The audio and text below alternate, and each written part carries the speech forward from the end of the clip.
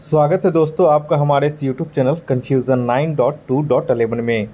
दोस्तों इस वीडियो में आज हम एडुटेरिया की तरफ से जो आज बुक लॉन्च किया गया है वॉल्यूम 2 67th बीपीएससी के लिए 15 जिसमें मॉडल प्रैक्टिस सेट दिया गया है और लेटेस्ट बुक है ये वॉल्यूम 2। आज ही ये मार्केट में आया हुआ है और इसका जो है मैं प्रैक्टिस सेट नंबर 1 करवा रहा हूँ। ठीक है, पूरे एक्सप्लेनेशन के साथ आप लोग देख ले प्रैक्टिस सेट और आप लोग थोड़ा सा देख ले और रिव्यू भी दें, कमेंट भी करें कि क्या ये जो ऑफलाइन जो टेस्ट सीरीज चल रहा है उसी का ये कॉपी बुक में उतारा है, लॉन्च किया है या फिर इसमें कुछ न्यू क्वेश्चन ऐड किया है। तो ये सब आप लोग देख लें। प्रैक्टिस सेट नंबर 1 करवा रहा हूँ।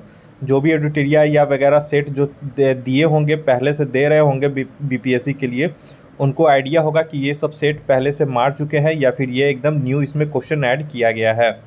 तो यहाँ पे हम लोग देखते हैं volume 2 test number 1 Edutoria 67th BPSC practice set. तो चलिए इसको मैं जूम कर लेता हूँ। तो चलिए यहाँ पे पहला जो क्वेश्चन बोल रहा है वो बोल रहा है निम्न में से सत्य कथन का चुनाव करना है इसमें से। तो पहला बोल रहा है कि 8 डिग्री चैनल मालदीव को मिनिकॉय से अलग करती है। ठीक है, तो यहाँ पे देख लें 8 डिग्री चैनल जो है वो मालदीव को मिनिकॉय से अलग करती है, सही है, पहला सही है। दूसरा जो बोल रहा है 9 डिग्री चैनल मिनिकॉय को लक्षद्वीप से अलग करती है, ये भी सही है। तीसरा है पाक जल संधि श्रीलंका को जाफना प्रायद्वीप से अलग करती है, ये भी सही है। और 10 डिग्री चैनल जो है वो अंडमान को निकोबार से अलग करती है, तो यहाँ पे गलत है, यानी कि 1 2 3 जो है वो सही है। तो ऑप्शन यहाँ पे इसका सी सही हो जाएगा। नेक्स्ट है ये क्वेश्चन नंबर 2 में पूरा भारतीय हिमालय भारतीय क्षेत्र की सबसे ऊंची चोटी है, यानी भारतीय हिमालय का जो भारतीय क्षेत्र में है उसकी सबसे ऊंची चोटी कौन सी है? तो ऑप्शन डी हो जाएगा कंचनजंगा। ठीक है, और कंचनजंगा की जो ऊंचाई है 8,598 मीटर है। और ऐसे पूछेगा तो भारत की सबसे ऊंचाई चोटी केटू है, लेकिन ये पीओके के क्षेत्र में आती है। नेक्स्ट है ये तीसरा नंबर में भारत वन स्थिति रिपोर्ट 2021 के अनुसार भारत में कुल वनावरण और वृक्ष आवरण देश के कुल भौगोलिक क्षेत्र का कितना प्रतिशत है? तो ये वाला तो न्यू ऐड किया है, ये ठीक है क्योंकि 2021 का रिपोर्ट आ चुका है भारतीय वन स्थिति रिपोर्ट। तो तीसरा का इसका सही आंसर हो जाएगा ऑप्शन सी 24.62%। और यहाँ पे याद रखिए ये वनावरण और वृक्ष आवरण दोनों मिला करके बताया है कि कुल भौगोलिक क्षेत्र का 24.62% है। नेक्स्ट है ये क्वेश्चन नंबर 4 में बोला निम्न में से कौन ब्रह्मपुत्र की सहायक नदी नहीं है? तो चौथा का यहाँ पे हो जाएगा ऑप्शन डी भवानी जो है, भवानी नदी ये कावेरी नदी की सहायक नदी है, न कि ब्रह्मपुत्र की। नेक्स्ट है ये 5 में रेगुड़ मिट्टी पाई जाती है। तो रेगुड़ मिट्टी को ही हम लोग काली मिट्टी के नाम से जानते हैं, जो कपास की खेती के लिए अत्यधिक उपयुक्त होता है। और यह महाराष्ट्र, ठीक है, महाराष्ट्र, मध्य प्रदेश, गुजरात, आंध्र प्रदेश और कर्नाटक के क्षेत्रों में पाया जाता है। तो ऑप्शन ई हो जाएगा उपयुक्त में से एक से अधिक, यानी कि सभी में पाया जाता है। नेक्स्ट है ये 6 नंबर में 6 नंबर बोला प्रति हेक्टेयर उत्पादन की दृष्टि से सबसे अधिक चावल का उत्पादन किस राज्य में होता है? तो 6 का यहाँ पे हो जाएगा ऑप्शन सी पंजाब में। यहाँ पे प्रति हेक्टेयर पूछ रहा है, ठीक है, जबकि भारत में सबसे अधिक चावल का उत्पादन पश्चिम बंगाल में होता है, लेकिन अगर प्रति हेक्टेयर बोले तो पंजाब हो जाएगा। और चावल के फसल क्षेत्र के आधार पर उत्तर प्रदेश का शीर्ष स्थान है, यानी कि उत्तर प्रदेश में ज़्यादा क्षेत्र में चावल का उत्पादन होता है, सबसे अधिक चावल का उत्पादन पश्चिम बंगाल में होता है और प्रति हेक्टेयर उत्पादन पंजाब में सबसे अधिक होता है। तो ये 3 आपका डाटा याद रखेंगे। नेक्स्ट है ये 7वां नंबर में बोला सूची 1 को सूची 2 से मिलाने के लिए। तो यहाँ पे देखिए अभ्यारण्य दिया गया है और संबंधित उसके राज्य दिए गए हैं। तो जो जिम कार्बेट है वो उत्तराखंड में है, बांधवगढ़ जो है वो मध्य प्रदेश में है, दम्फा अभ्यारण्य जो है मिजोरम में है और रणथंभौर जो है वो राजस्थान में है। तो इस तरह से इसका 3 4 2 1 हो गया है।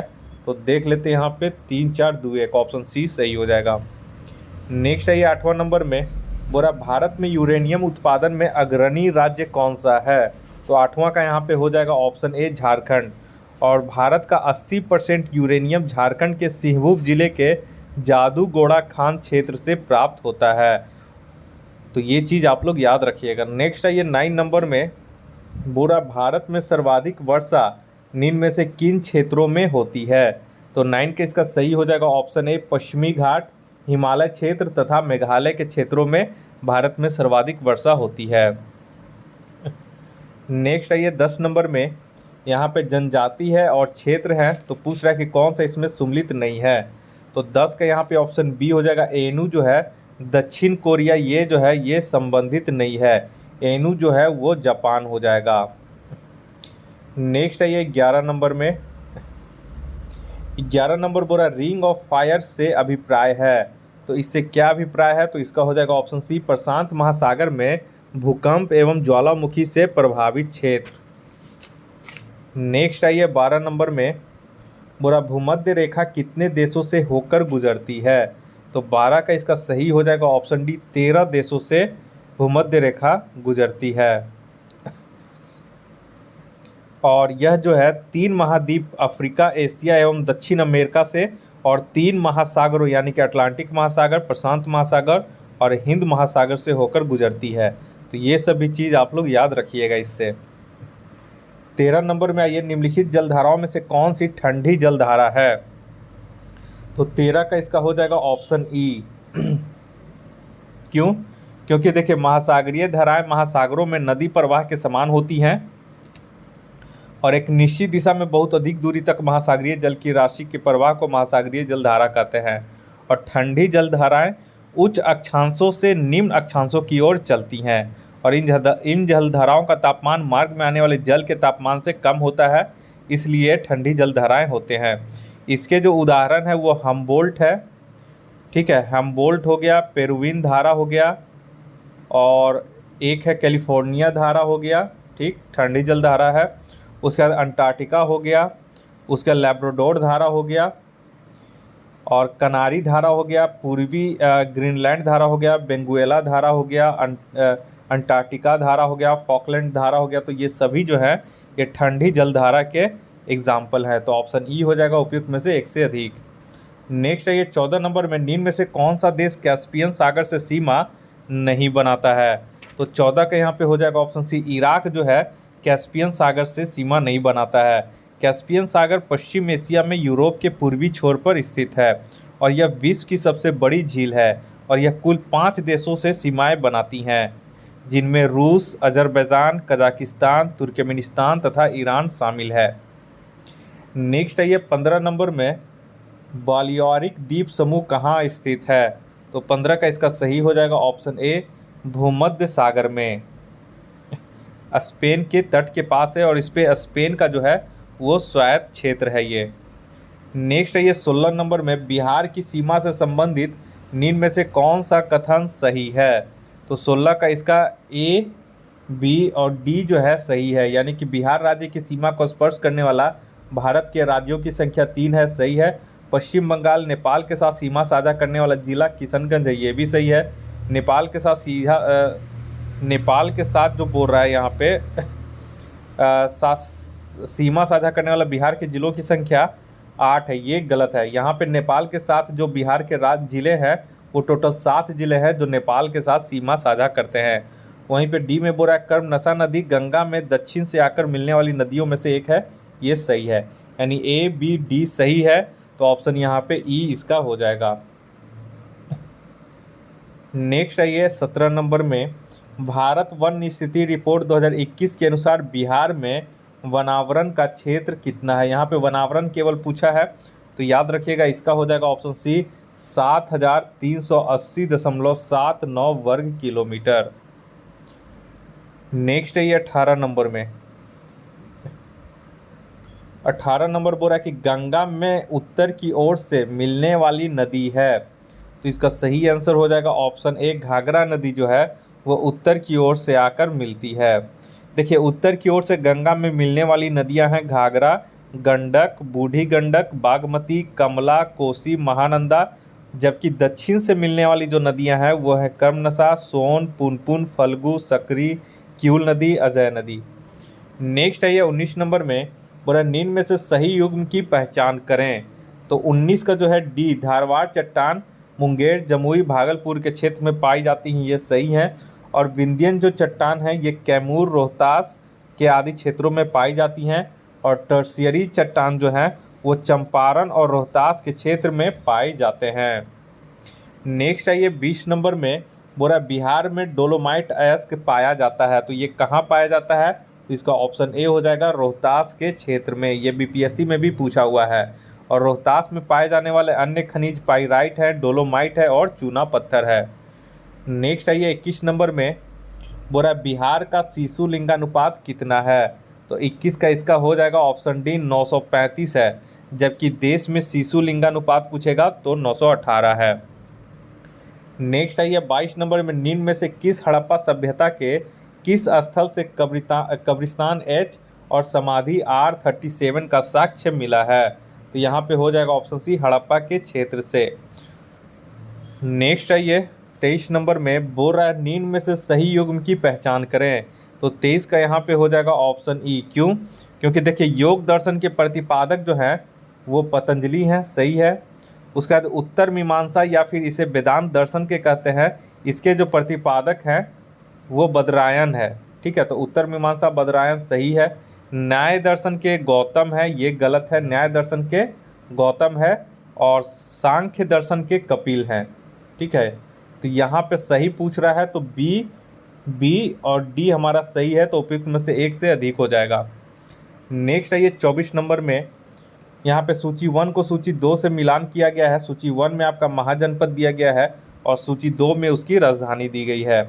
तो यहाँ पे हम लोग देख लेते हैं कि करके, मल महाजनपद की जो राजधानी है वो कुशीनगर है, तो मल का कुशीनगर हो जाएगा। कंबोज है उसका हाटक हो जाएगा। असमक का जो हो जाएगा वो पाटन हो जाएगा। यही एकमात्र दक्षिण में स्थित महाजनपद है। पंचाल जो हो जाएगा, पंचाल का इसका हो जाएगा अहिछत्र।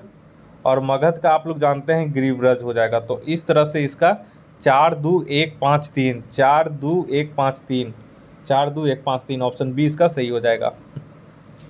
चलिए नेक्स्ट है ये 25 में, बोरा गौतम बुद्ध द्वारा बौद्ध धर्म में दीक्षित किया जाने वाला अंतिम व्यक्ति निम्नलिखित में से कौन था? तो 25 के यहाँ पे हो जाएगा ऑप्शन डी, सुभद्र था। और पावा से कुशीनगर में यहाँ पे सुभद्र को उन्होंने अपना अंतिम उपदेश दिया था। ठीक है, याद रखिएगा, कुशीनगर में सुभद्र को गौतम बुद्ध ने अपना अंतिम उपदेश दिया था। नेक्स्ट आइए 26 में, कौटिल्य के अर्थशास्त्र में वर्णित सप्तांग सिद्धांत में निम्न में से किसकी व्याख्या नहीं है? तो कौटिल्य के अर्थशास्त्र में वर्णित जो सप्तांग सिद्धांत है उसमें श्रेष्ठ का यहाँ पे वर्णन नहीं किया गया है। कौटिल्य रचित पुस्तक अर्थशास्त्र के सप्तांग सिद्धांत में राजा, अमात्य, जनपद, दुर्ग, कोष, दंड एवं मित्र की व्याख्या है, जबकि श्रेष्ठ की चर्चा नहीं है। नेक्स्ट आइए 27 नंबर में, हिजड़ी संबंध प्रारंभ हुआ था। तो ये कब प्रारंभ हुआ था? तो इसका हो जाएगा ऑप्शन डी, पैगंबर साहब के मक्का से मदीना प्रस्थान करने के उपलक्ष्य में हिजरी संबंध आरंभ हुआ था। नेक्स्ट आइए 28 नंबर में, 28 नंबर बोल रहा है कि मध्यकालीन शासक बलवन के समय बंगाल में हुए विद्रोह को किसने दबाया था? तो इसका सही आंसर हो जाएगा ऑप्शन सी, मुक्कदीन ने। नेक्स्ट आइए, और इसको दबाने के सुल्तान ने मुक्कदीन को भेजा था। ठीक है, और उसी की सफलता से खुश होकर के बलवन ने मुक्कदीन को तुगरिल कुश की उपाधि से सम्मानित किया था। नेक्स्ट आइए इसका 29 नंबर में, 29 नंबर बोल रहा है कि जफर खां जो मंगोलों के खिलाफ लड़ते हुए मृत्यु को प्राप्त हुआ, निम्न में से किसके सेनापति थे? तो इसका सही हो जाएगा ऑप्शन सी, अलाउद्दीन खिलजी के। नेक्स्ट आइए 30 नंबर में, बुरा कबीर निम्न में से किसके शिष्य थे? तो ये हो जाएगा ऑप्शन बी, रामानंद के। कबीर रामानंद के 12 शिष्यों में से प्रमुख थे। नेक्स्ट आइए 31 नंबर में, यहाँ पे बोला निम्न में से कौन अकबर के दरबारी चित्रकार थे, नीचे दिए गए कूट से सही उत्तर चुनिए। 31 का यहाँ पे देखिए, अकबर के समय जो चित्रकार थे वो दसवंत थे, और दसवंत थे, और एक बसावन थे, केशव थे, केशव लाल और मुकुंद और अब्दुल थे। तो यहाँ पे ये देख लेते हैं, अब्दुल तो थे, ठीक है। उसके बाद आपके अकबर के दरबारी पूछ रहा है, और अब्बुल हसन भी थे। तो ये दो लोग थे, यानी कि एक से यहाँ पे अधिक हो जाएगा। तो ऑप्शन यहाँ पे देख लेते हैं, 1 2 दिया गया है, नहीं, हाँ 1 2 यहाँ पे दिया गया है। और देखते हैं मीर सैयद अली, मीर सैयद अली जो है, एक बार आप लोग देख लीजिएगा कि ये अब्बुल, थोड़ा सा इसमें डाउट है, ठीक है, कौन कौन थे, ये दो तो कंफर्म है। उसके बाद एक बार और आप लोग देख लीजिएगा, इसका यहाँ पे जो आंसर दिया जा रहा है बुक में वो ऑप्शन ई दे रहा है, ठीक है। तो एक बार हो सकता है कि 1 2 और कोई इसमें से एक है, तो एक बार आप लोग इसको चेक कर लीजिएगा अच्छे से, ठीक है। नेक्स्ट है ये 32 नंबर में, 32 में बोल रहा है कि तथाकथित प्रथम स्वतंत्रता संग्राम न प्रथम न राष्ट्रीय न ही स्वतंत्रता संग्राम था, उपरोक्त कथन 1857 के विद्रोह के संदर्भ में किसने कहा था। तो 32 के यहाँ पे हो जाएगा ऑप्शन सी, आरसी मजूमदार ने ये बात कही थी, ठीक है। और 1857 के विद्रोह की प्रकृति के संदर्भ में इतिहासकारों के मध्य बहुत सारी भिन्नताएं हैं, और the sepoy mutiny and the revolt of 1857 नामक पुस्तक की रचना मजूमदार ने की है, और इसी में इन्होंने ये वक्तव्य कहा था। नेक्स्ट है ये 33 नंबर में, पोर्टो नोवो का युद्ध निम्न में से किनके बीच लड़ा गया था। तो 33 का यहाँ पे हो जाएगा ऑप्शन सी, हैदर अली और सर आयरकूट के बीच में लड़ा गया था, जिसमें हैदर अली पराजित हुआ था, और यह युद्ध 1781 में लड़ा गया था। नेक्स्ट है ये 34 में, बोला भारतीय प्रेस का मुक्तिदाता कहा गया है। तो 34 का यहाँ पे हो जाएगा ऑप्शन ए, चार्ल्स मेडकॉफ को। चार्ल्स मेडकॉफ उदारवादी गवर्नर था, और उसने 1835 में भारतीय प्रेस पर लगे प्रतिबंध को हटा दिया और स्वतंत्रता प्रदान की, इसलिए इसे भारतीय प्रेस का मुक्तिदाता कहा जाता है। नेक्स्ट है ये 35 में, बिहार में 1857 के विद्रोह का नेतृत्व किसने किया था। तो 35 का आपको पता होगा, ऑप्शन ए, कुंवर सिंह ने। नेक्स्ट है ये 36 नंबर में, निम्नलिखित में से किस आंदोलन के दौरान प्रथम बार वंदे मातरम का व्यापक स्तर पर प्रयोग किया गया था। तो ये हो जाएगा स्वदेशी आंदोलन के दौरान, ऑप्शन सी। नेक्स्ट है ये 37 नंबर में, राजा राम मोहन राय को कहा जाता है। तो क्या कहा जाता है, तो यहाँ पे ऑप्शन ई हो जाएगा, क्यों, क्योंकि भारतीय पुनर्जागरण का पिता भी कहा जाता है, प्रथम आधुनिक पुरुष भी कहा जाता है, और भारतीय राष्ट्रवाद का पैगंबर भी कहा जाता है। तो 1 2 3 यानी ए बी सी सही है, तो एक से अधिक। नेक्स्ट है ये, सत्य शोधक समाज की स्थापना की गई थी। तो किस लिए की गई थी, तो सत्य शोधक समाज की जो स्थापना है, ऑप्शन बी हो जाएगा, दलित और निम्न जाति के लोगों के कल्याण हेतु की गई थी, ज्योतिबा फुले के द्वारा। नेक्स्ट है ये 39 नंबर में, 39 बोल रहा है कि निम्न में से कौन सा कथन सही है। तो 39 का यहाँ पे ऑप्शन ई हो जाएगा, क्यों, क्योंकि देखिए कांग्रेस की प्रथम महिला अध्यक्ष, यहाँ पे प्रथम महिला अध्यक्ष एनी बेसेंट हो जाएगी, याद रखिएगा। कांग्रेस की अगर प्रथम महिला अध्यक्ष पूछेगा एनी बेसेंट, और पूछेगा कि कांग्रेस की प्रथम भारतीय महिला अध्यक्ष, तब सरोजनी नायडू होती, तो ये तो गलत हो गया। कांग्रेस की अध्यक्षता करने वाले सबसे कम उम्र के व्यक्ति जवाहरलाल नेहरू थे, ठीक है। तो एक चीज़ यहाँ पे रखिएगा, यहाँ पे ये भी फिलहाल अभी इसको स्टॉप रखते हैं, गलत है। गांधी जी ने कांग्रेस की अध्यक्षता 2 बार की थी, तो गांधी जी ने सिर्फ 1 बार इसकी अध्यक्षता की थी, ठीक है। और बिहार में कांग्रेस का अधिवेशन सिर्फ 1 बार हुआ था, गलत है। और बी भी यहाँ पे गलत है। कांग्रेस की अध्यक्षता करने वाले सबसे कम उम्र के जो व्यक्ति थे वो मौलाना अबुल कलाम आज़ाद थे। दिल्ली अधिवेशन में विशेष सत्र चला था, उसके वो अध्यक्षता किए थे सबसे कम उम्र में। तो यहाँ पे सभी कथन जो हैं वो गलत है, तो ऑप्शन ई इसका सही हो जाएगा। नेक्स्ट है ये 40 नंबर में, बोल रहा है कि स्वदेशी आंदोलन के संदर्भ में सूची 1 को सूची 2 से मिलाएं। क्षेत्र है और नेतृत्वकर्ता का यहाँ पे नाम दिया गया है सूची 2 में। तो है दिल्ली से जो थे हैदर राजा थे, या ए का 4 हो जाएगा। उसके बाद मद्रास से चिदम्बरम पिल्लै थे, बी का 3 हो जाएगा। अब पुणे से जो थे वो बाल गंगाधर तिलक थे, तो यहाँ पे ये हो जाएगा। और पंजाब से जो हो जाएंगे लाला लाजपत राय थे। तो इस तरह से 4 3 2 1, तो ऑप्शन इसका डी हो जाएगा 4 3 2 1। नेक्स्ट आइए 41 नंबर में, बुरा नीचे दिए गए घटनाक्रमों पर विचार कीजिए तथा नीचे दिए गए कूट का प्रयोग कर उन्हें कालानुक्रम में व्यवस्थित करें। तो सबसे पहले बंगाल का विभाजन कब हुआ था, तो ये 16 अक्टूबर 1905 को हुआ था, ठीक है। और दिल्ली से कलकत्ता राजधानी स्थानांतरण कब हुआ था, तो ये हुआ था सबसे अंतिम यहाँ पे 1911 में।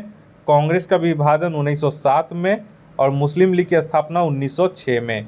तो यानी कि इसका अगर सजाएं तो यहाँ पे 1 4 3 2 हो जाएगा, 1 4 3 2, तो ऑप्शन सी इसका सही हो जाएगा। नेक्स्ट है ये 42 नंबर में, बोला इंडिपेंडेंट लेबर पार्टी की स्थापना निम्न में से किसने की थी। तो 42 का इसका हो जाएगा option A, B R Ambedkar ने 1936 ईस्वी में। नेक्स्ट आइए 43 नंबर में, निम्न में से कौन सी संस्था श्याम जी कृष्ण वर्मा द्वारा लंदन में स्थापित की गई थी। तो ये भी बीपीएससी में पूछ चुका है, ये हो जाएगा ऑप्शन डी, इंडिया हाउस की स्थापना 1905 में। नेक्स्ट आइए 44 नंबर में, राम प्रसाद बिस्मिल और अशफाक उल्ला खां को फांसी किस षड्यंत्र केस के तहत दी गई थी। तो 44 का यहाँ पे हो जाएगा ऑप्शन सी, काकोरी षड्यंत्र केस 1925 में। नेक्स्ट आइए 45 नंबर में, 45 उम्र निम्न में से किसने कहा था विदेशी वस्त्रों की बर्बादी ही उसके साथ सर्वोत्तम व्यवहार है। तो 45 का यहाँ पे हो जाएगा ऑप्शन सी, महात्मा गांधी। हालांकि जो इसका विरोध था वो रविन्द्रनाथ टैगोर ने किया था। नेक्स्ट है ये 46 नंबर में, महात्मा गांधी ने कैसर ए हिंद की उपाधि लौटाई थी। तो 46 का ये हो जाएगा ऑप्शन सी, असहयोग आंदोलन के समय। ठीक है, ये याद रखिएगा कि जब लौटाई थी उस समय असहयोग, देखिए कैसरे हिंद की उपाधि लौटाने की वजह जो थी वो जलियांवाला बाग हत्याकांड था, ठीक है। लेकिन यहाँ पे पूछ रहा है कि उपाधि किस समय लौटाई थी, तो यहाँ पे असहयोग आंदोलन के समय, जलियांवाला बाग हत्याकांड के समय 1919 में नहीं लौटाए थे, 1920 में लौटाए थे जब असहयोग आंदोलन चल रहा था तब। तो ये समय यहाँ पे एग्जैक्ट सही है। आप लोग बोल सकते हैं कि जलियांवाला बाग हत्याकांड के समय, हत्याकांड के कारण नहीं, ठीक है। अगर कारण पूछता तब जलियांवाला बाग हत्याकांड सही था, लेकिन समय पूछ रहा है कि किस समय में, ठीक है। तो उस समय असहयोग आंदोलन चल रहा था 1920 में, और उसी समय कैसरे हिंद की उपाधि उन्होंने जलियांवाला बाग हत्याकांड के कारण लौटा दिए थे। तो इसका आंसर सी हो जाएगा। नेक्स्ट है ये 47 नंबर में, बिहार की यात्रा करने वाला प्रथम अंग्रेज कौन था। तो यहाँ पे 47 का सही हो जाएगा option C, Ralph Fitch. Next है ये 48 नंबर में, निम्न में से सही युग्म की पहचान करें। तो 48 के यहाँ पे हो जाएगा सही युग्म, तो यहाँ पे प्रताप जो है इसके संपादक गणेश शंकर विद्यार्थी हो जाएगा। जब राजकुमार शुक्ल जब अपने जो गांधी जी से मिलने गए थे और चंपारण की जो स्थिति बताए थे, तो प्रताप के जो संपादक गणेश शंकर विद्यार्थी थे, इन्होंने ही सबसे पहले इन्हें राय दिया था कि आप गांधी जी से जाकर मिले, और तब इन्होंने जाकर गणेश शंकर विद्यार्थी की बात माने। और प्रताप में गणेश शंकर विद्यार्थी ने भी चंपारण का नील जो खेतिहर थे उनकी स्थिति को लेकर बहुत ही अपने पेपर में, अपने संपादकीय पत्र में प्रताप में छापा था। और उसके बाद राजकुमार शुक्ल को इन्होंने सलाह दिया कि आप जाकर गांधी जी से ज़रूर मिले। तब उसके बाद गांधी जी से जाकर मिले राजकुमार शुक्ल, उसके बाद फिर गांधी जी चंपारण में आए। ठीक है, तो 48 के यहाँ पे ऑप्शन बी जो है वो सही है। और आनंद मठ हो जाएगा बंकिम चंद्र चटर्जी। 10 रोज़ा के संपादक हो जाएंगे अब्दुल गफ्फार खान, और बिहारी के संपादक हो जाएंगे महेश नारायण। 49 में आइए, पटना में रामकृष्ण सोसाइटी की स्थापना किसने किया था। तो 49 का यहाँ पे सही हो जाएगा ऑप्शन सी, बाबा ठाकुर दास ने। नेक्स्ट आइए 50 नंबर में, बिहार को एक अलग स्वतंत्र राज्य के रूप में स्थापित करने में महत्वपूर्ण भूमिका निभाई। तो 50 के यहाँ पे देखिए, बिहार को एक अलग स्वतंत्र राज्य के स्थापित करने में डॉक्टर सच्चिदानंद सिन्हा और महेश नारायण दोनों ने मिलकर महत्वपूर्ण योगदान निभाया, तो ऑप्शन ई हो जाएगा उपयुक्त में से एक से अधिक, यानी कि ए और बी दोनों। नेक्स्ट है 51 में किनके द्वारा पटना में अनुशीलन समिति की शाखा स्थापित की गई? तो 51 का यहाँ पे हो जाएगा ऑप्शन बी सचिंद्र नाथ सन्याल के द्वारा 1913 ईस्वी में। नेक्स्ट है 52 में आर्थिक समीक्षा 2021-22 में प्रस्तुत आंकड़ों के अनुसार किस राज्य केंद्र शासित प्रदेश के सकल राज्य मूल्यवर्धन में सेवा क्षेत्र का सर्वाधिक योगदान है? तो 52 का यहाँ पे हो जाएगा ऑप्शन डी चंडीगढ़ का। ठीक है, और सिक्किम का जो है वो सकल राज्य मूल्यवर्धन में सेवा क्षेत्र में सबसे कम योगदान है। तो ये दोनों तथ्य आप लोग याद रखिएगा। नेक्स्ट है 53 में वर्तमान में राष्ट्रीय आय की गणना हेतु आधार वर्ष है? तो आधार वर्ष जो है ऑप्शन सी हो जाएगा 2011 और 12। नेक्स्ट है 54 में इंदिरा गांधी आवास योजना की शुरुआत किस पंचवर्षीय योजना में की गई थी? तो 54 का इसका हो जाएगा ऑप्शन सी 7th। इंदिरा आवास योजना जो था वो 1985-86 में शुरू किया गया और उस समय 7वीं पंचवर्षीय योजना 1985 से 1990 के बीच चल रही थी। नेक्स्ट है 55 में चतुर्थ पंचवर्षीय योजना किस मॉडल पर आधारित थी? तो ये चतुर्थ पंचवर्षीय योजना जो कि 1969 से 1974 के बीच थी, ये गॉडगिल मॉडल पे आधारित थी। तो ऑप्शन डी हो जाएगा गॉडगिल मॉडल। नेक्स्ट है 56 में निम्न में से सही का चयन करें? तो 56 के यहाँ पे ऑप्शन ई हो जाएगा। क्यों? क्योंकि देखिए एल.के. झा समिति प्रत्यक्ष कर सही है, रेखा समिति अप्रत्यक्ष कर सही है, केलकर समिति करों में वृद्धि से संबंधित ये भी सही है, और सुखमय चक्रवर्ती समिति जो है वो मौद्रिक प्रणाली पर पुनर्विचार हेतु ये भी सही है, यानी कि इसमें सभी जो है वो सही हैं। तो ऑप्शन यहाँ पे ई हो जाएगा उपयुक्त में से एक से अधिक। 57 में ये गरीबी के दुष्चक्र के सिद्धांत का प्रतिपादन किसने किया था? तो ये हो जाएगा ऑप्शन बी प्रोफेसर रेगनर नक्से ने। और इनका मानना था कि कोई व्यक्ति गरीब है क्योंकि वह गरीब है। नेक्स्ट है 50 नंबर में नाबार्ड के संबंध में निम्न में से कौन से कथन सत्य हैं? तो यहाँ पे देखिए यह कृषि एवं ग्रामीण विकास क्षेत्र से वित्त उपलब्ध कराने वाली सर्वोच्च संस्था सही है। इसकी स्थापना शिवरामन समिति की सिफारिश पर की गई थी, ये भी सही है 1982 में, 12 जुलाई 1982 को सही है। इसकी स्थापना 6वीं पंचवर्षीय योजना के दौरान की गई थी। ठीक है, तो यहाँ पे ये भी सही है। और वर्तमान में नाबार्ड भारत सरकार के पूर्ण स्वामित्व में कार्य करती है, ये भी सही, यानी कि उपयुक्त में से सभी सही है। तो ऑप्शन ई हो जाएगा एक से अधिक। नेक्स्ट है 59 में एक देश एक राशन कार्ड योजना के पायलट प्रोजेक्ट के रूप में कौन से राज्यों में लागू किया गया था? तो 59 का हो जाएगा ऑप्शन ए आंध्र प्रदेश और तेलंगाना में। याद रखिएगा, बहुत इंपॉर्टेंट है कि एक देश एक राशन कार्ड के प्रोजेक्ट योजना में आंध्र प्रदेश और तेलंगाना को सबसे पहले शामिल किया गया था।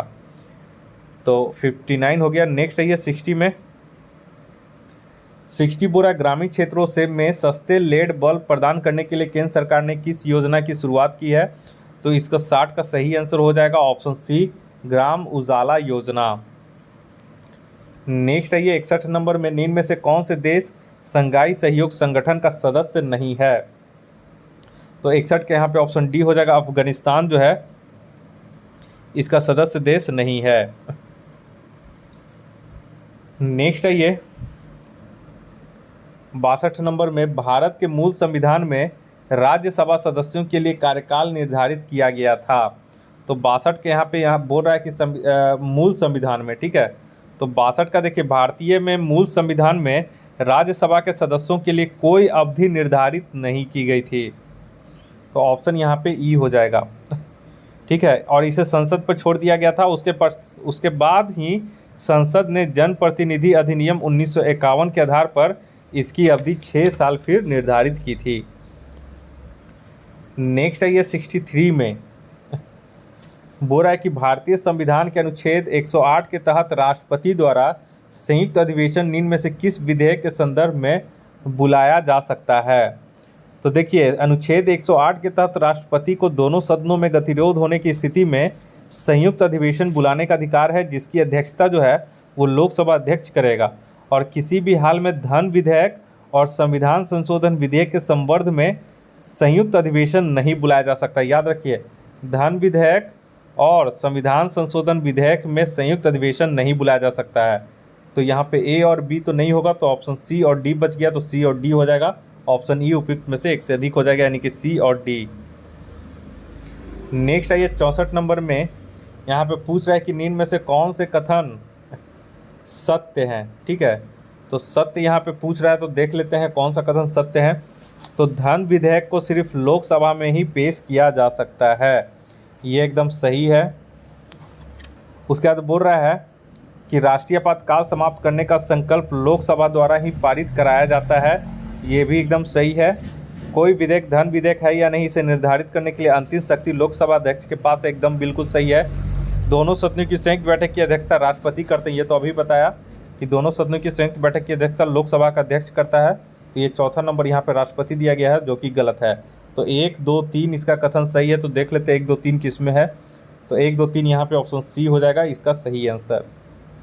नेक्स्ट आइए 65 नंबर में, संविधान निम्न में से किसके शोषण के विरुद्ध अधिकार स्वीकृत करता है। तो 65 के यहाँ पे देख लें, यहाँ पे 65 का हो जाएगा ऑप्शन सी 1, 2 और 3, यानी कि संविधान जो है वो बच्चों, स्त्रियों और जनजातियों के शोषण के विरुद्ध अधिकार को स्वीकृत करता है।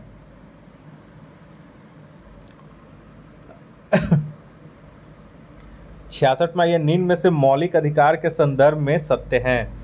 तो 66 का इसका हो जाएगा ऑप्शन डी, ये जो है वाद योग्य होते हैं। राज्य के नीति निर्देशक तत्व हैं वो जो हैं directive principle of state policy DPSP, ठीक है, वो जो है न्यायालय द्वारा परिवर्तनीय नहीं होता है, जबकि मौलिक अधिकार जो हैं वो वाद योग्य होते हैं न्यायालय में। तो ऑप्शन डी इसका सही हो जाएगा। नेक्स्ट है ये 67 में, पंचायती राज व्यवस्था में शासन प्रणाली की संरचना क्या होती है।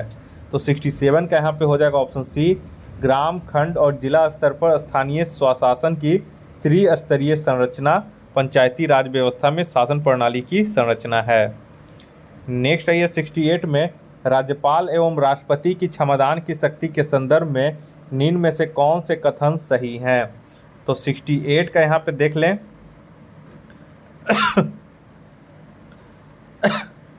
देखिए अनुच्छेद 161 में राज्यपाल को क्षमादान की शक्ति प्रदान की गई है, जिसके अंतर्गत सिर्फ सैन्य न्यायालय की सजा और मृत्युदंड की क्षमा को छोड़कर लगभग सभी प्रकार की क्षमादान की शक्ति निहित है। तो यहाँ पे देख लेते हैं, राष्ट्रपति सैन्य न्यायालय द्वारा दी गई सजा को क्षमा कर सकता है, परंतु राज्यपाल नहीं। और क्वेश्चन में हमारा देखिए, राज्यपाल और राष्ट्रपति की क्षमादान की शक्तियों के संदर्भ में निम्न में से कौन सा कथन सही है पूछ रहा है। तो राष्ट्रपति के बारे में हमने बताया कि राज्यपाल जो है 161 अनुच्छेद के तहत जो है उसको केवल सैन्य न्यायालय और मृत्युदंड की क्षमा को छोड़कर लगभग सभी प्रकार के क्षमादान की शक्ति है। तो यहाँ पे राष्ट्रपति सैन्य न्यायालय द्वारा दी गई सजा को क्षमा कर सकता है, परंतु राज्यपाल नहीं। सही है, राष्ट्रपति मृत्युदंड को क्षमा कर सकता है, परंतु राज्यपाल नहीं कर सकता, ये गलत है। राष्ट्रपति क्षमादान के अंतर्गत किसी की सजा को पूर्णतया मुक्त नहीं कर सकता, तो पूर्णतया ये मुक्त नहीं कर सकती, ये भी सही है। राज्यपाल को क्षमादान की कोई शक्ति नहीं है, ये यहाँ पे गलत है। तो एक से अधिक यहाँ पे ऑप्शन ई हो जाएगा। 69 में आइए, ग्राम पंचायत का गठन। तो ग्राम पंचायत का गठन जो है अनुच्छेद 40 में है, तो अनुच्छेद 40 इसका 5 हो जाएगा, यहाँ पे 5। समान नागरिक संहिता, ये तो अनुच्छेद 44 हो जाएगा, सिविल यूनिफॉर्म कोड, तो इसका 1 हो जाएगा 2 बी का। कृषि एवं पशुपालन कृषि एवं पशुपालन, ये हो जाएगा अनुच्छेद 48 2। और न्यायपालिका व कार्यपालिका का पृथक्करण जो है वो अनुच्छेद 50 में हो जाएगा। और और अंतर्राष्ट्रीय शांति का विकास, ये जो 51 में हो जाएगा। तो इस तरह से यहाँ पे 5, 1, 2, 3, 4 हो जाएगा। तो 5, 1, 2, 3, 4, तो ऑप्शन बी इसका सही हो जाएगा। नेक्स्ट है ये 70 नंबर में, बोरा 1946 में गठित अंतरिम सरकार में कार्यपालिका परिषद के उप सभापति थे। तो 70 का इसका सही आंसर हो जाएगा ऑप्शन ए, जवाहरलाल नेहरू। 70 हो गया। नेक्स्ट है 71 में, 71 बोरा सर्वोच्च न्यायालय अपने मूल क्षेत्राधिकार के अंतर्गत किन विषयों की सुनवाई कर सकता है। तो 71 का यहाँ पे हो जाएगा ऑप्शन डी, ऐसे विवाद जिनमें एक तरफ भारत सरकार हो तथा दूसरी तरफ एक या एक से अधिक राज्यों की सरकारें हो। नेक्स्ट है ये 72 नंबर में बोला निम्न में से कौन संख्यात्मक रूप से बिहार की सबसे बड़ी अनुसूचित जनजाति है।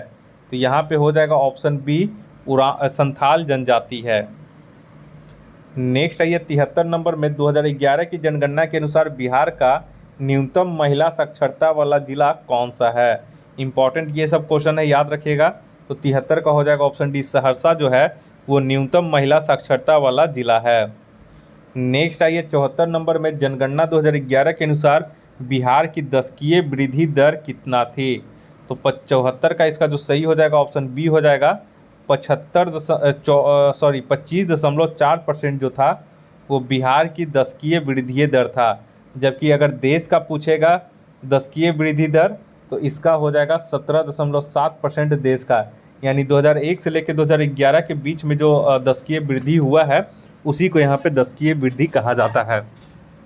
तो याद रखिएगा बिहार में 25.4%, भारत में अगर पूछेगा देश का तो 17.7%। चलिए नेक्स्ट आइए 75 में बोरा जनगणना 2011 के अनुसार सर्वाधिक जनसंख्या घनत्व वाला जिला कौन सा है। तो 75 का इसका हो जाएगा ऑप्शन सी शिवहर जो है वो बिहार का सर्वाधिक जनसंख्या घनत्व वाला जिला है।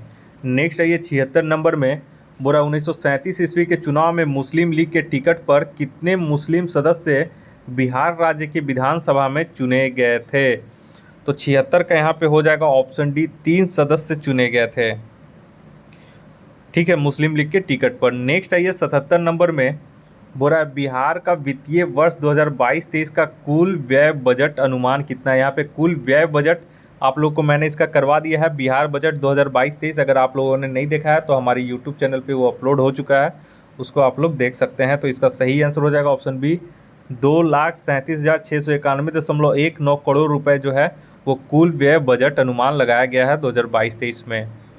नेक्स्ट है ये 78 में बोरा बिहार बजट 2022-23 के अनुसार वित्तीय वर्ष 2022-23 में राज्य का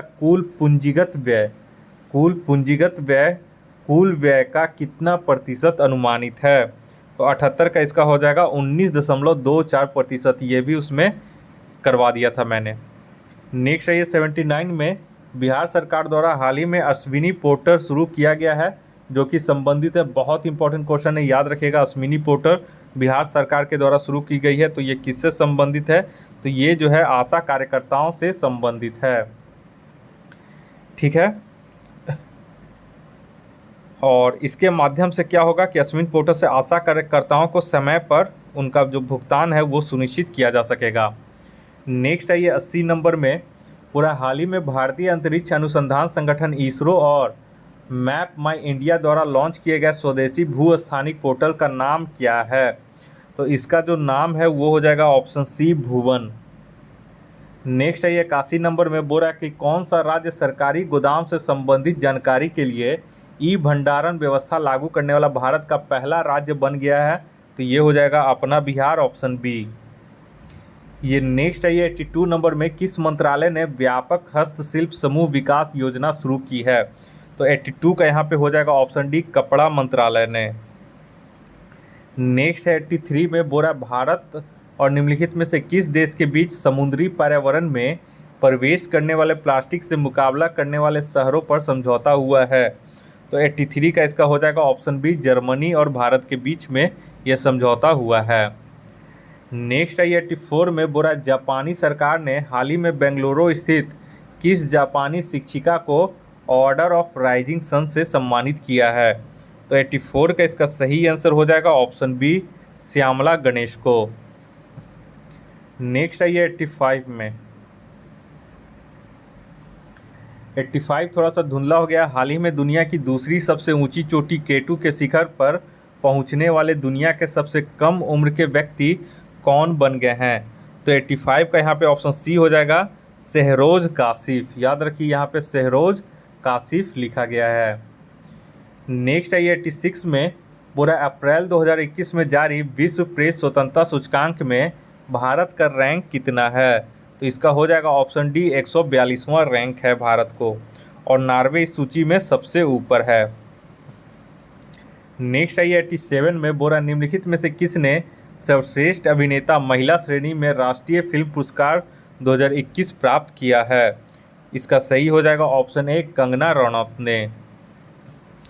नेक्स्ट है ये 88 में पुरुषों की टेस्ट मैच क्रिकेट में अंपायरिंग करने वाली पहली महिला अंपायर कौन बन गई हैं? याद रखिएगा, इंपॉर्टेंट है, ऑप्शन सी हो जाएगा क्लेयर पोलोसाक। नेक्स्ट है ये 89 में बोरा किस राज्य के राज्यपाल को वर्ष 2021 के लिए कलिंग रत्न पुरस्कार से सम्मानित किया गया है? तो 89 का यहाँ पे सही हो जाएगा ऑप्शन सी आंध्र प्रदेश के राज्यपाल को। ये भी इम्पोर्टेंट क्वेश्चन है, कलिंग रत्न पुरस्कार किस राज्यपाल को दिया गया है? तो आंध्र प्रदेश के राज्यपाल को। नेक्स्ट है ये 90 नंबर में किस राज्य ने अगस्त 2021 में मुफ्त पानी के लिए पानी बचाओ योजना शुरू की है? तो 90 का इसका सही आंसर हो जाएगा ऑप्शन बी गोवा।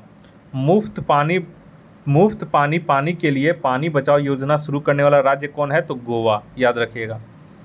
नेक्स्ट है ये 91 में भारत ने 1 से 13 अगस्त 2021 को किस देश के साथ संयुक्त सैन्य अभ्यास इंदिरा 2021 का 12वां संस्करण आयोजित किया? तो इंदिरा 2021 जो है वो हो जाएगा भारत और रूस के बीच में, यानी कि इंदिरा, याद रखिएगा इंदिरा, यहाँ पे ई से IND से इंडिया, RA से रसिया, तो इंडिया और रूस, तो ऑप्शन डी इसका सही हो जाएगा। नेक्स्ट है ये 92 में 16वां भारत यूरोपीय संघ शिखर सम्मेलन किस देश में आयोजित किया गया? ये भी इम्पोर्टेंट है, 16वां भारत यूरोपीय संघ शिखर सम्मेलन, तो 92 का सही हो जाएगा ऑप्शन सी पुर्तगाल। नेक्स्ट है ये 93 में 93 बोल रहा है यहाँ पे कि हाल ही में भारत और किस देश ने तस्करी को नियंत्रित करने के लिए संयुक्त गश्त का आयोजन किया है? तो 93 का हो जाएगा ऑप्शन ए नेपाल के साथ। नेक्स्ट है ये 94 नंबर में सोमनाथ मंदिर ट्रस्ट के अध्यक्ष के रूप में किसे नियुक्त किया गया है? तो ये हो जाएगा ऑप्शन ए नरेंद्र मोदी को। नेक्स्ट है ये 95 नंबर में बोरा शीतकालीन ओलंपिक 2022 के 2 अलग अलग आयोजनों के लिए क्वालिफाई करने वाले पहले भारतीय एथलीट कौन बने हैं? तो 95 का यहाँ पे सही हो जाएगा ऑप्शन बी आरिफ अहमद खान। जम्मू और कश्मीर स्थित अल्पाइन स्कीयर आरिफ मोहम्मद खान 2022 के शीतकालीन ओलंपिक के 2 अलग अलग आयोजनों के लिए क्वालिफाई करने वाले पहले भारतीय एथलीट बन गए हैं, तो ये बहुत इंपॉर्टेंट है, याद रखिएगा। नेक्स्ट है ये 96 नंबर में जुलाई 2021 में लेबनान के नए निर्वाचित प्रधानमंत्री के रूप में किसे नियुक्त किया गया है? 96 का हो जाएगा ऑप्शन सी नजीब मिकाती को। 97 में आई स्वीडन की पहली महिला प्रधानमंत्री कौन बनी हैं? तो इसका सही हो जाएगा ऑप्शन ए मैग्डलेना एंडरसन। स्वीडन की पहली महिला प्रधानमंत्री मैग्डलेना एंडरसन, ऑप्शन ए सही हो जाएगा। नेक्स्ट है ये 98 में सीमा सड़क संगठन BRO ने पूर्वी लद्दाख में किस दर्रे पर 19,300 फीट की ऊंचाई पर दुनिया की सबसे ऊंची मोटर वाहन चलाने योग्य सड़क का निर्माण किया है? तो 98 का इसका सही हो जाएगा ऑप्शन ए उमलिंगला दर्रा के पे। तो उमलिंगा दर्रा पे यहाँ पे सबसे ऊंची मोटर वाहन चलाने योग्य सड़क का निर्माण BRO ने किया है। नेक्स्ट है ये 99 में बोरा नीरज चोपड़ा ने टोक्यो ओलंपिक 2021 में जेवलिन थ्रो में गोल्ड मेडल जीतकर इतिहास रचा है। उन्होंने कितनी दूर भाला फेंका था? तो इसका सही आंसर हो जाएगा 87.58 मीटर, ऑप्शन ए इसका सही हो जाएगा। नेक्स्ट है ये 100 नंबर में विश्व जल सप्ताह 2021 का विषय क्या था? तो इसका सही आंसर हो जाएगा ऑप्शन ए बिल्डिंग रेजिलिएशन फास्टर। याद रखिएगा विश्व जल सप्ताह जो है वो 23 अगस्त 2021 से शुरू हुआ था और इसका जो विषय है वो है बिल्डिंग रिजिलिएशन फास्टर था। नेक्स्ट है ये 101 में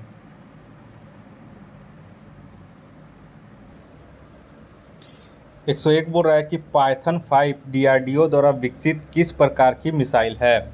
तो ये जो है ये वायु से वायु यानी एयर टू एयर मिसाइल का ये पहला परीक्षण किया गया है, तो 101 का यहाँ पर डी हो जाएगा।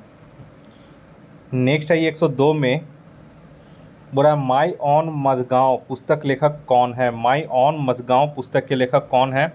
तो इसके जो पुस्तक के लेखक हैं वो है कैप्टन रमेश बाबू, तो ऑप्शन ए इसका सही हो जाएगा।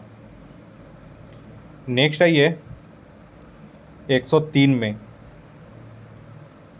बोरा निम्नलिखित में से किस व्यक्ति की जयंती पर प्रधानमंत्री नरेंद्र मोदी ने 125 रुपये का स्मारक सिक्का जारी किया है? इम्पोर्टेंट है, नोट कर लीजिएगा। ये हो जाएंगे भक्ति वेदांत स्वामी प्रभुपाद।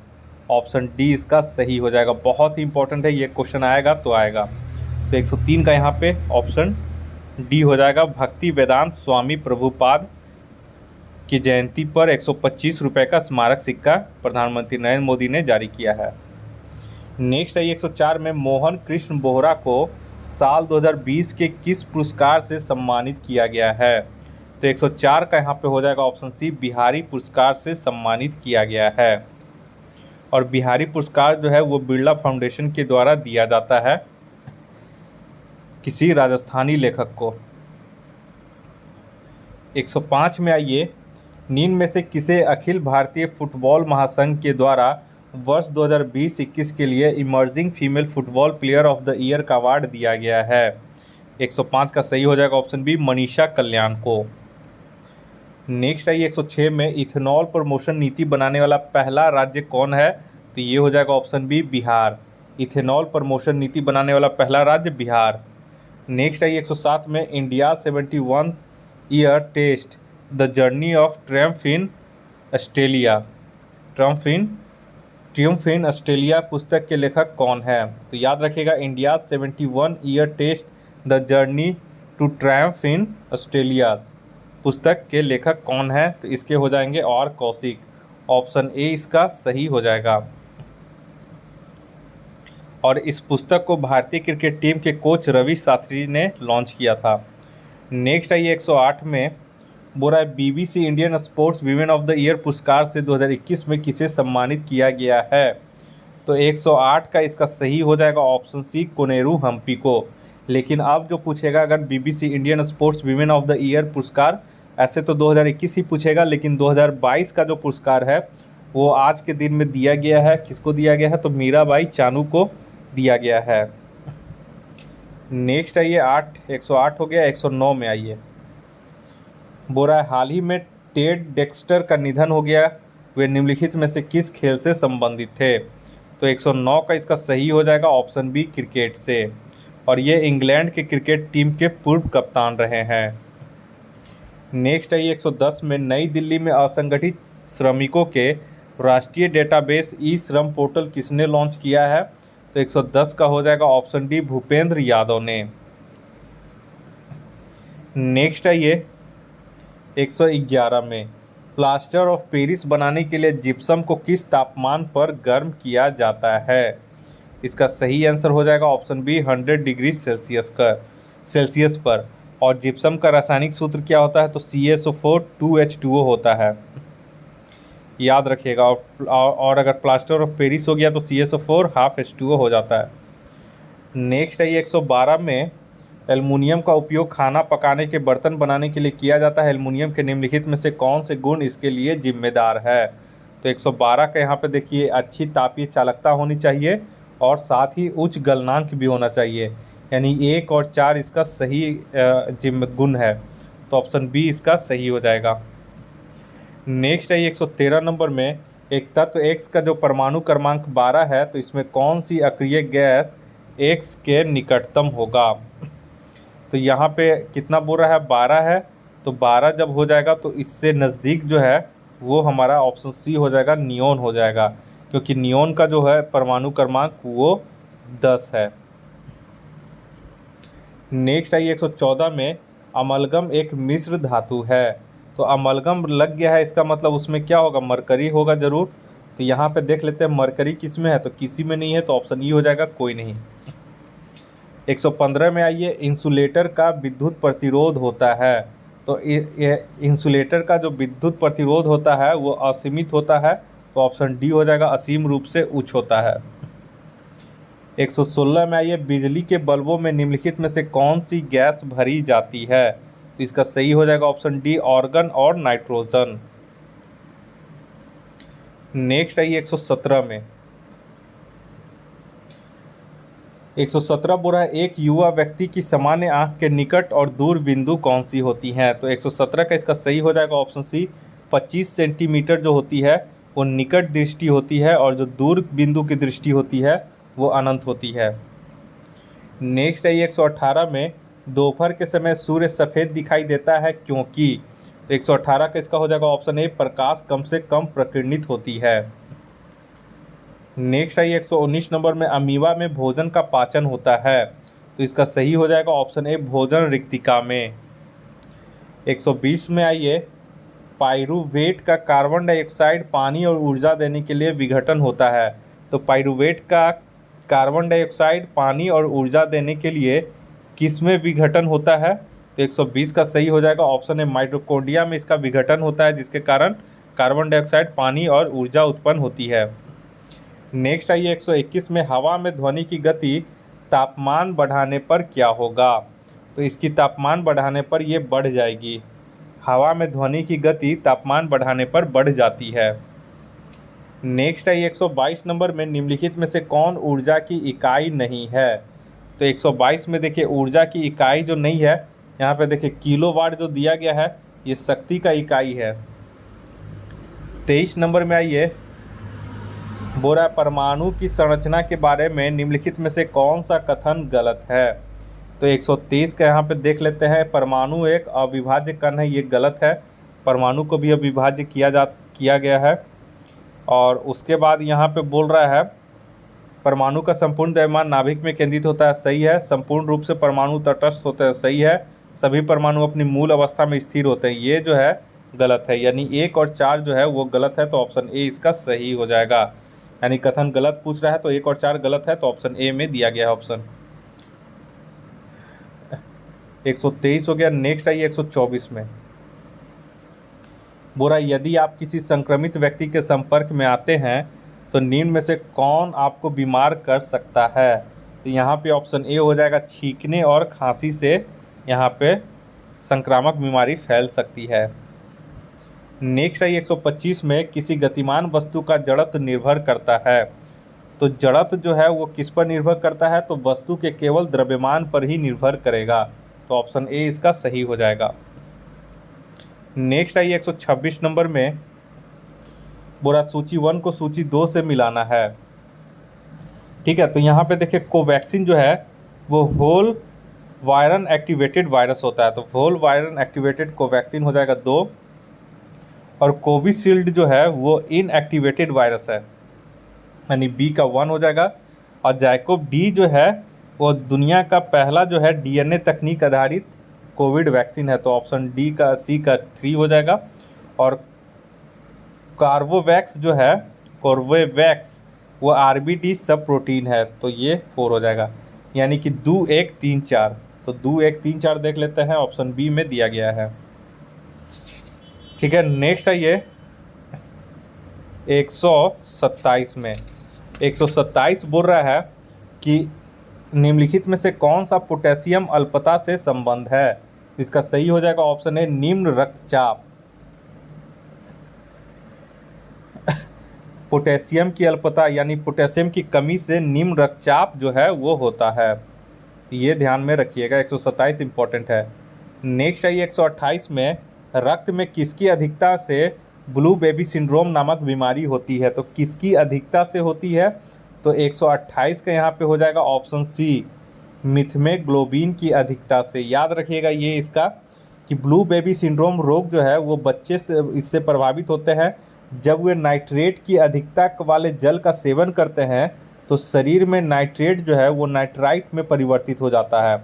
और ये नाइट्राइट लाल रक्त कणिका यानी कि आरबीसी में उपस्थित हीमोग्लोबिन से अभिक्रिया करके मिथेमोग्लोबिन का निर्माण करता है, जिसके कारण मिथेमोग्लोबिन की अधिकता इसमें बढ़ जाती है, जिसके कारण बच्चे जो है ब्लू बेबी सिंड्रोम से ग्रस्त हो जाते हैं। ठीक है, तो यहाँ पे मिथेमोग्लोबिन इसका सही एक्सप्लेनेशन हो जाएगा।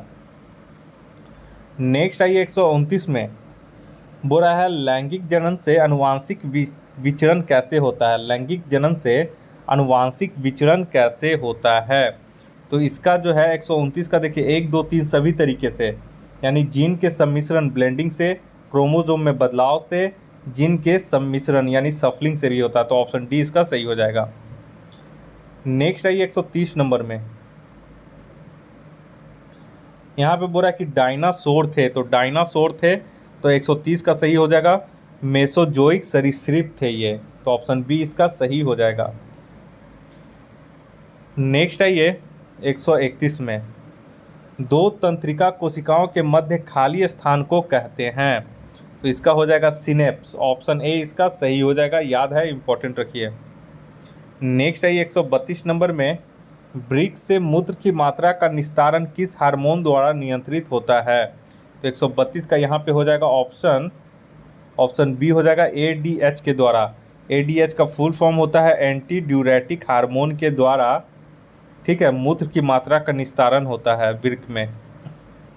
नेक्स्ट है 133 में, सुम्मिलित करना है, ठीक है, तो यानी कि प्रकंद इसमें जो है यानी राइजोम जो है वो कौन सा है इसमें, तो अदरक और हल्दी, तो यहाँ पे अदरक दिया गया है, तो 3 हो जाएगा एक का। स्तंभ कंद यानी कि ट्यूबर जो है, आपको बताया था अभी जस्ट आज जो वीडियो सुबह डाला था मैंने पार्ट 1, उसका जो है उसमें ट्यूबर मैंने बताया था आलू हो जाएगा, तो बी का यहाँ पे 4 हो जाएगा। उसके बाद आइए सल्क कंद यानी कि बल्ब जो है वो हो जाएगा लहसुन में, तो सी का 1 हो जाएगा। और घन कंद जो हो जाएगा ये बच गया कौन जो होगा, जिमी कंद सूरत, तो इसका जो सही ऑप्शन हो जाएगा वो 3 4 1 2, ऑप्शन बी इसका सही हो जाएगा। नेक्स्ट आइए 134 में, बोल रहा है अग्नाशय को पाचक रस के उत्पादन के लिए उत्तेजित करने वाला हार्मोन है, तो 134 के यहाँ पे सी हो जाएगा सिक्रिटीन। अग्नाशय को पाचक रस के उत्पादन के लिए उत्तेजित करने वाला हार्मोन सिक्रिटीन है, इंपॉर्टेंट है, याद कर लीजिए। नेक्स्ट है 135 में, घाव भरने में सहायक विटामिन कौन सा होता है, तो 135 का इसका सही हो जाएगा ऑप्शन बी विटामिन सी, ठीक है, इसको एस्कॉर्बिक एसिड भी कहा जाता है, तो ये घाव भरने में सहायक होता है। नेक्स्ट है 136 में, बाल हेयर किस प्रोटीन का बना होता है, तो इसका सही आंसर हो जाएगा ऑप्शन ए केराटिन से बना होता है। केराटिन एक प्रकार का प्रोटीन ही है। नेक्स्ट आइए 137 में,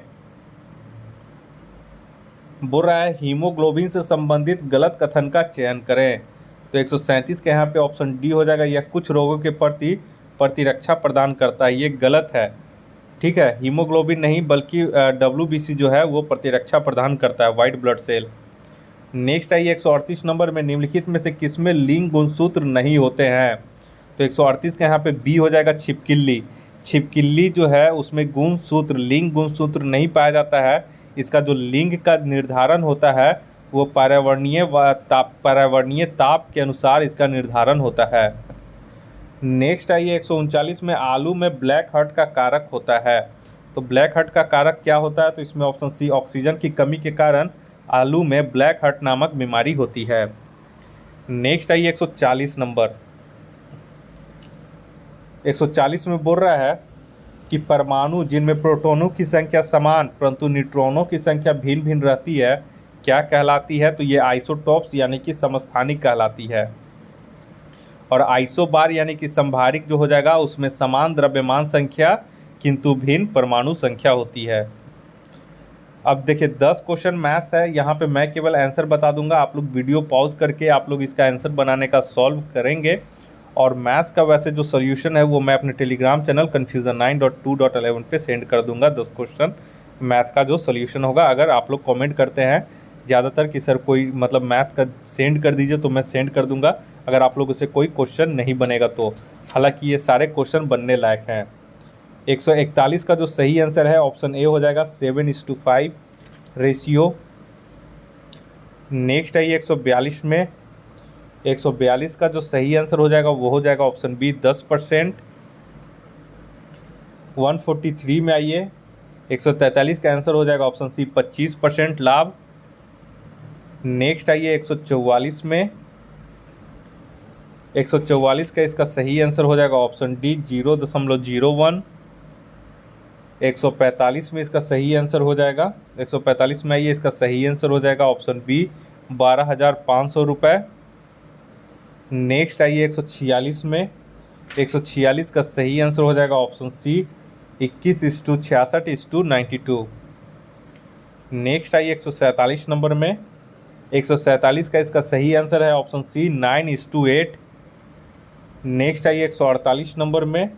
148 का इसका सही हो जाएगा ऑप्शन ए 350। यहाँ पे क्या कीजिएगा, जैसे 6 का पावर क्यूब प्लस 6 है, 6 का power cube plus 6 equal to 222, तो उसी तरह कर दीजिएगा 7 का पावर क्यूब प्लस 7, तो ये हो जाएगा 350। ठीक है, नेक्स्ट आइए 149 में। तो 149 का यहाँ पे हो जाएगा ऑप्शन सी PRHR। देखिए +1 +2 +3 +4 +5 ऐसे बढ़ रहा है। नेक्स्ट आइए इस टेस्ट का आखिरी क्वेश्चन 150 नंबर। यहाँ पे हो जाएगा ऑप्शन सी 36। देखिए डी जो है तो डी और ई मिला के 4 गुना 5। ठीक है, तो ऐसे कीजिएगा, डी 4 है, ई 5 है, तो 4 गुना 5 भागा, इसको पूरा कर दीजिएगा भागा, और उसके बाद कर दीजिएगा 2, तो 10 आ गया। उसी तरह एच और आई में आइए, तो एच का 8 है, गुना 9 कर दीजिए और भागा 2 कर दीजिए, तो आ जाएगा 36। तो इस तरह से ये हमारा 150 क्वेश्चन है।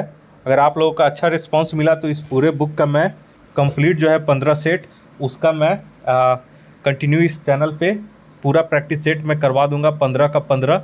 और अगर रिस्पांस नहीं आया तो फिर ये इसी वीडियो को यहीं पे इसे फिर आगे मैं लेकर नहीं जाऊंगा।